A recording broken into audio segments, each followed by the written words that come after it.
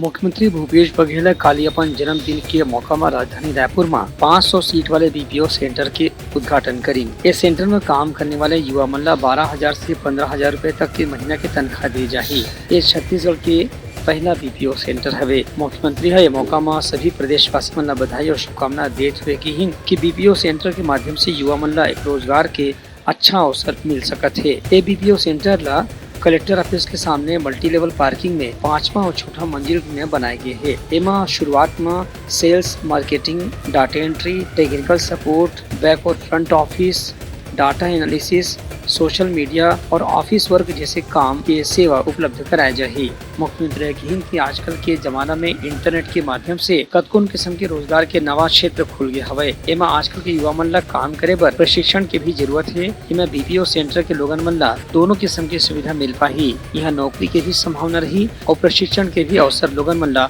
संगे संग मिल सकी। ब्यूरो रिपोर्ट, उतलंका न्यूज।